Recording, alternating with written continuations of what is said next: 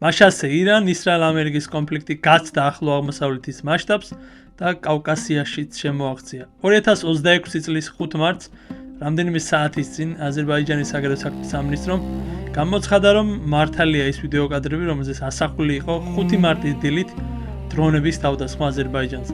სამინისტრომ დაამატა, რომ ისინი მკაცრად გმობენ ირანის ისლამური რესპუბლიკის მხრიდან განხორციელებულ დრონებით დარტყმებს, რამაც ნახიჩევანის აეროპორტის შენობა დააზიანა და 2 მშვიდობიანი მოქალაქე დაჭრა. სამინისტრომ განაცხადა, რომ ერთი დრონი ნახიჩევანის აეროპორტის ტერმინალის შენობას შეეჯახა, მეორე კი შეკარაბადის სოფელში სკოლის მახლობლად ჩამოვარდა. აზერბაიჯანში ირანის ელჩი ინციდენტთან დაკავშირებით ახსნა განმარტებისთვის საგარეო საქმეთა სამინისტროში დაიბარეს. რას ნიშნავს ეს ყველაფერი რეგიონისთვის და ზოგადად ამ ომისთვის? აზერბაიჯანი ნავთობით მდიდარი სახელმწიფოა და მას ირანთან 700 კილომეტრამდე სიგრძის საზღვარი აქვს. მიუხედავად იმისა, რომ აზერბაიჯანელების და ირანელების შიიტი მუსლიმები არიან, რაც მათ არაბებისგან განასხვავებს სხვათა შორის, მათი ურთიერთობა ძალიან რთულია. თავად ირანში 20 მილიონზე მეტი ეთნიკური აზერბაიჯანელი ცხოვრობს, რაც ის დემოგრაფიული რეალობაა, რომელიც ორ ქვეყანას შორის დაძაბულობას იწვევს. წარმოიდგინეთ, თავად აზერბაიჯანში 10 მილიონი აზერბაიჯანელი ცხოვრობს, ხოლო ირანში 20 მილიონი აზერბაიჯანელი. ის კი არა, ირანის პრეზიდენტიც პეზეშკიანიც ეთნიკური აზერბაიჯანელია. ზოგადად ირანში აზერბაიჯანელებს წამყვანი პოზიციები უჭირავთ, თუმცა ეს არაა გადამწყვეტი ფაქტორი. აზერბაიჯანს ირანთან შესაძლოა, იმიტომაც დაეძაბოს ურთიერთობა, რომ მას მჭიდრო კავშირები აქვს ისრაელთან.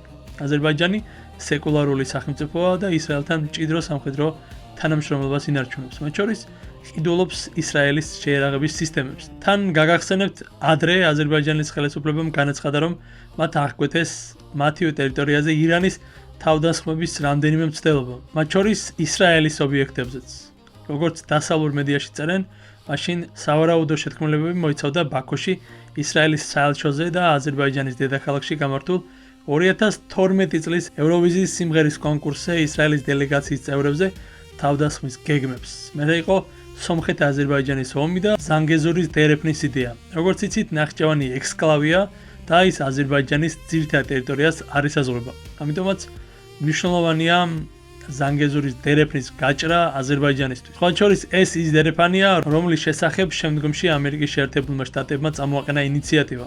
ზანგეზურის დერეფანი მოქცეული იყო ამერიკის მეთვალყურეობის ქვეშ, რაც განეხილება 2020 წლის ომის შემდგომი სამშვიდობო პროცესების კონტექსტში. 2025 წელს თავად ტრამპთან ჩავიდნენ ალიევი და ფაშინიანი და ამ პროექტს ოფიციალურად ეწოდა ტრამპის დერეფანი. ეს ინიციატივა იყო უფრო ფართო დასავლური მცდელობის ნაწილი, მოეწესრიგებინა აზერბაიჯანის სომხეთის ურთიერთობები და არ დაეშვა რუსეთის მიერ სარკინიგზო საავტომობილო გზის კონტროლი, რათა უზრუნველა იყო დასავლეთის ინტერესები რეგიონში, თუმცა ეს პროექტი ჯერ არ განხორციელებულა და ნახიჩევანიც ისევ ძველი სავაჭრო გზებით სარგებლობს. ზოგადად, ნახიჩევანის ავტონომიური რესპუბლიკა აზერბაიჯანის ტერიტორიული ექსკლავია და სომხეთს, ირანსა და თურქეთს შორის მდებარეობს. მისი ფართობი დაახლოებით 5502 კვადრატული კილომეტრია და მოსახლეობა შეადგენს 459,600 კაცს. ლეგენდის თანახმად, ქალაქი ნახიჩევანი ბიბლიურმა ნოემ დააარსა.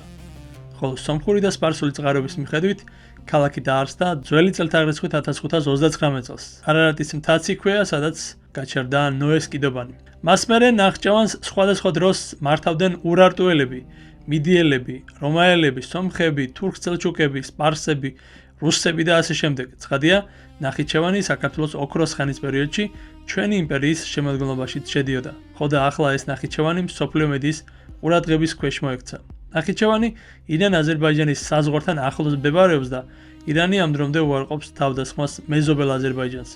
აზერბაიჯანის პრეზიდენტმა კი მოითხოვა ბოდიშის მოხდა, ხოლო თავდასხმის სამინისტრომ კი განაცხადა, რომ ეს თავდასხმები უპასუხოდ არ დარჩება და აზერბაიჯანი ამზადებს აუცილებელ რეაგირების ზომებს აზერბაიჯანის ტერიტორიული მთლიანობისა და სუვერენიტეტის დასაცავად. როგორც უკვე ვახსენეთ, გამოქვეყნებულ ფოტოებსა და ვიდეოში ნაჩვენებია ნახიჩევანის აეროპორტის ტერმინალის შენობაზე თავდასხმა, ხოლო საგარეო საქმეთა სამინისტროს ცნობით, კიდევ ერთი დრონი აეროპორტის გვერდით მდებარე სოფელში ჩამოვარდა.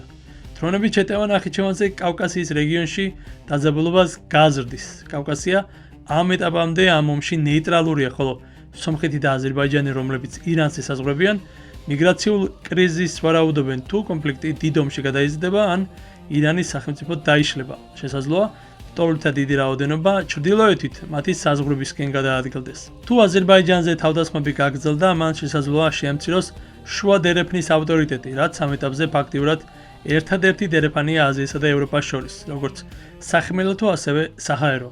ეს ცხადია იმოქმედებს გლობალურ საჰაერო მიმოსვლაზე, რომელიც ისედაც მნიშვნელოვნად არის შეფერხებული ახლო აღმოსავლეთში საჰაერო სივრცის დახურვის გამო. ამის გარდა დილიდან დასავლურ მედიაში გამოქვეყნებული ბევრი მოსაზრება წავიკითხე და მათი უმრავლესობა წერს, რომ ირანის შესაძლო სამიზნებს შორის შესაძლოა იყოს ბაქო-თბილისი-ჯეიჰანის მილსადენი, რომელთაც როგორც წერენ, ისრაელის ნავთობის იმპორტის დაახლოებით 30% გადაიქაჩება. ამავდროულად, აზერბაიჯანის მხრიდან ირანის წინააღმდეგ საფასუხო ქმედებების მუქარამ შესაძლოა თურქეთი რთულ მდგომარეობაში ჩააგდოს. ანკარა თეირანთან დიდი ხნის დიპლომატიურ და სავაჭრო ურთიერთობებს ინარჩუნებს, თუმცა მას ბაქოსთან მჭიდრო სტრატეგიული და სამხედრო ურთიერთობები აკავშირებს. ორ ქვეყანას შორის ურთიერთდაცვითი შეთანხმებების თანახმად, თურქეთმა აიღო ვალდებულება შეერაღებული აგრესიის შემთხვევაში დაეხმაროს აზერბაიჯანს, მათ შორის სამხედრო გზით. ხო და ახლა კავკასიაში ახალი რეალობა დგება, რეალობა, როდესაც შესაძლოა ირანმა აზერბაიჯანი ომში ჩაითრიოს. იმის მიუხედავად, რომ ირანმა კატეგორიულად უარყო ნახიჩევანზე თავდასხმებში მისი მონაწილეობა, ამ დრომდე აზერბაიჯანის არც ერთ ოფიციალურ ურწყებას ირანის მონაწილეობა დრონებით თავდასხმაზე ეჭქვეშ არ დაუყენებია. არა და ეს მაშინ, როცა გასულ კვირას აზერბაიჯანმა ახალი დაძაბულობის თავიდან ასაცილებლად ქმედითი ნაბიჯები გადადგა და მისმა საგარეო საქმეთა მინისტრმა პირობა დადო, რომ აზერბაიჯანის ტერიტორია არ გამოიყენებოდა მეგობარ ირანზე თავდასხმისთვის. ამიტომაც ირანის ნაბიჯები ცოტა უცნაური და გაურკვეველია. როგორც ჩანს, ირანს ლოგიკა თავდაყირა აქვს დაყენებული. ისრაელზე პასუხის ნაცვლად, თეირანი ომში სპარსეთის ყურის ქვეყნებზე შესაძლოა კავკასიასაც ითრებს. ან იქნებ ირანში საერთო კონტროლი მოიშალა და ვინ რომელ მხარეს იცვლის, თვითონაც ვერ გაურკვევიათ. ირანის ეს პირდაპირი დარტყმები მათ შორის არაბული ქვეყნების მთავრობებს დილემის წინაშე აყენებს. დანებდნენ თუ არა ისინი ირანის თავდასხმებს, თუ დაუახლოვდნენ ისრაელსა და ამერიკის შეერთებულ შტატებს და შეუერთდნენ ირანის წინააღმდეგ შეტევას. ჯერჯერობით არაბული ქვეყნები თავს იკავებენ სამხედრო კამპანიაში მონაწილეობისგან. ყატარმა განაცხადა, რომ მის საჰაერო სივრცეში ირანის გამონადგურებლები ჩამოაგდო. სხვა ქვეყნებმა ანტისაჰაერო სისტემები გააქტიურეს, თუმცა ამ ეტაპზე სპარსეთის ყურის მთავრობები ძირითადად შემოიფარგლებიან გაფრთხილებებით და ირანის თავდასხმების მკაცრი განცხადებებით დაგმობით. ისინი ოფიციალურად არ უერთდებიან სამხედრო ოპერაციებს, თუმცა ეს შეიძლება შეიცვალოს და თუ ეს ასე მოხდა, ეს იქნება გარდამტეხი მომენტი რეგიონისთვის. რადგან ისრაელთან ნორმალიზაციის უფრო ცხადი ფორმა არ არსებობს, ვიდრე თავად ისრაელთან და ამერიკის შეერთებულ შტატებთან ერთად ბრძოლა საერთო მტრის წინააღმდეგ. მოვლენების ასეთი განვითარება ასევე აძლიერებს იმ პოზიციას, რასაც პრემიერ-მინისტრი ბენიამინ ნეტანიაჰუ ათწლეულობის განმავლობაში ამტკიცებდა, რომ ისრაელსა და ზომიერ სუნიტურ სახელმწიფოებს გაცილებით მეტი საერთო აქვთ, ვიდრე ურთიერთსაწინააღმდეგო. ირანთან მიმდინარე ბრძოლამ შესაძლოა ამ მთავრობებს და შესაძლოა მათ საზოგადოებასაც დაამტკიცოს, რომ რეგიონული სტაბილურობისთვის მთავარი საფრთხე არა ისრაელი ან პალესტინის საკითხია, არამედ ირანი და მისი რეგიონული ამბიციები. ირანმა შესაძლოა სპარსეთის ყურის ქვეყნები დაყოფის ნაცვლად ისრაელთან დააახლოს. სხვა შორის ნეთანიაჰუმ ამ შესაძლებლობაზე უკვე ცხადად მიანიშნა. რამდენიმე დღის წინ Fox News-თან ინტერვიუში, როდესაც კითხეს, ხედავს თუ არა ის საუდის არაბეთთან მშვიდობისკენ მიმავალ გზას, მან პასუხა, რომ ფიქრობს ირანში ამჟამინდელი რეჟიმის დაცემით საუდის არაბეთს ბევრი რამის მოგება შეუძლია და დაამატა, რომ ირანის გარშემო ყველა ქვეყანა ირანს საფრთხედ მიიჩნევს. ნეთანიაჰუს ეკუთვნის რეგიონალური უსაფრთხოების ალიანსის იდეა, რომელიც მან 2024 წელს კონგრესის ერთობლივი სესიის წინაშე გამოსვლისას გააცნო მსოფლიოს.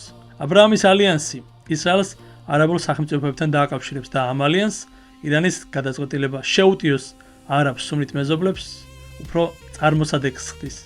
და ახლა როცა შიიტი მეზობელი აზერბაიჯანიც ირანსა დანაშაულებს მასზე შეტევაში, ეს ისრაელის პოლიტიკის საჯარო მომხრეთა კოალიციას კიდევ უფრო გაზრდის. რა მოხდება ახლოს სამხრეთში, როგორც მას ჩვენ ქართველები უნდა უწოდებდეთ, უახლოეს მომავალში გახდება უფრო ცხადი, თუმცა ის რომ კონფლიქტის ტალღები უკვე კავკასიამდე მივიდა, მნიშვნელოვანი ფაქტია. ნახიჩევანზე დრონებით თავდასხმა შეიძლება მხოლოდ მცირე ინციდენტი აღმოჩნდეს, ან შეიძლება ეს იყოს პირველი ნიშანი იმისა, რომ კავკასიის რეგიონში ბევრად დიდი დაპირისპირება იწყება. თუ ირანი და აზერბაიჯანი პირდაპირ დაპირისპირებაში შევიდნენ, ამ პროცესში ავტომატურად ჩაერთვება თურქეთიც და მერე მთელს რეგიონში უკვე სრულიად ახალი სამხედრო და გეოპოლიტიკური რეალობა შეიქმნება. კავკასია კი, რომელიც ამ დრომდე ცდილობდა ამ ომისგან დისტანცირებას, შეიძლება აღმოჩნდეს გლობალური დაპირისპირების ერთ-ერთი ყველაზე მნიშვნელოვანი წერტილი. ამიტომ ახლა ყველა ყურადღებით აკვირდება მოვლენებს.